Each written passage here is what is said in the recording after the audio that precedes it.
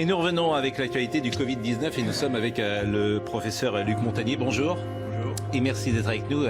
Faut-il le rappeler, vous êtes prix Nobel de médecine et c'est vous qui êtes à l'origine de la découverte du VIH. C'est une longue histoire, mais intéressante aussi pour l'actualité, parce qu'on a une expérience de choses qui se sont passées, qui ont été très difficiles. Ce qui m'intéresse ce matin, c'est que vous travaillez en ce moment sur le virus. Je travaille, mais pas forcément au labo, puisque on travaille sur ordinateur avec un collègue, et puis c'est tout. On n'a pas d'expérience, on peut dire, mais l'expérience vient de la maladie elle-même, de toutes les mesures qui sont faites actuellement dans les laboratoires sur les patients. Et vous êtes arrivé à certaines conclusions. Alors, nous sommes arrivés à la conclusion qu'effectivement, il y avait eu une manipulation au sujet de ce virus. C'est-à-dire? Eh bien, qu'une partie, je ne dis pas le total, n'est-ce pas, mais il y a un modèle qui est évidemment le virus classique, et là c'était un modèle surtout venant de la chauve-souris, mais à ce modèle on a par-dessus ajouté des séquences notamment du VIH, le virus du sida. Mais quand vous dites on a ajouté, qui a ajouté? Moi je ne sais pas. Mais c'est pas naturel, c'est ce que vous voulez dire? Non, ce n'est pas naturel, c'était un travail de professionnel, un travail de biologiste moléculaire. C'est un travail très minutieux, on peut dire d'horloger, on peut dire au niveau des séquences. Mais dans quel but? Dans quel but, ça, ce n'est pas clair. Moi, Alors, je suis pas sûr de comprendre tout ce que vous dites. C'est-à-dire que dans ce virus, il y a une part de VIH? Voilà, c'est ça. Le matériel génétique du virus, c'est un long ruban d'ARN, n'est-ce pas? Comme de l'ADN, c'est de l'ARN.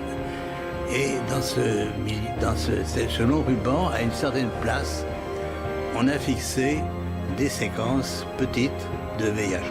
Mais ces séquences petites ne sont pas petites pour ne rien vouloir dire. Elles ont la possibilité de modifier, par exemple, ce qu'on appelle des cibles. En fait, ce que vous êtes en train de dire sur notre plateau, effectivement, je reprends l'expression d'Yvan, c'est une bombe. Pourquoi? Parce que vous n'êtes pas n'importe qui, vous êtes prix Nobel de médecine. Et vous êtes celui qui a découvert le VIH. Donc votre voix, elle porte forcément, et il va avoir des conséquences de ce que nous sommes en train de dire là. Le professeur Delfrécy, par exemple... Mes responsabilités, j'ai pensé qu'il fallait... l'information.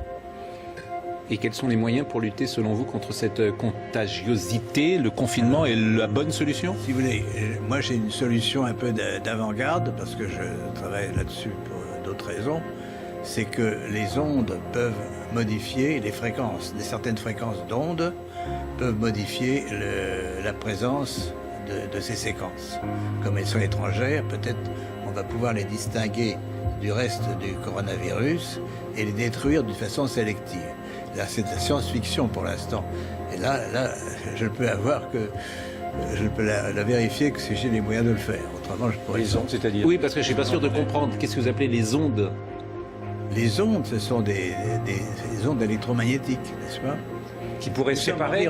Nous sommes environnés d'ondes électromagnétiques. Pourquoi ne pas utiliser une partie de ces ondes pour détruire des séquences sélectivement d'ARN ou d'ADN?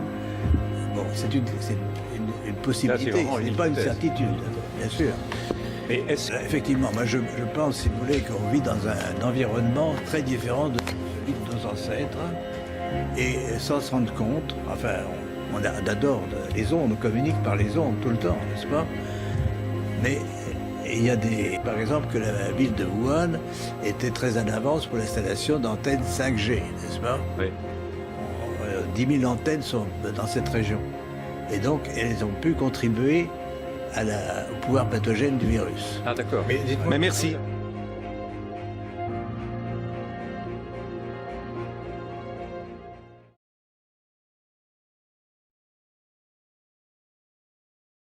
Total, n'est-ce pas? Mais il y a un modèle qui est évidemment le virus classique. Et là, c'était un modèle surtout venant de la chauve-souris. Mais à ce modèle, on a par-dessus ajouté des séquences notamment du VIH, le virus du sida. Mais quand vous dites on a ajouté, qui a ajouté? Moi je ne sais pas. Mais c'est pas naturel, c'est ce que vous voulez dire? Non, ce n'est pas naturel, c'était un travail de professionnel, un travail de biologiste moléculaire. C'est un travail très minutieux.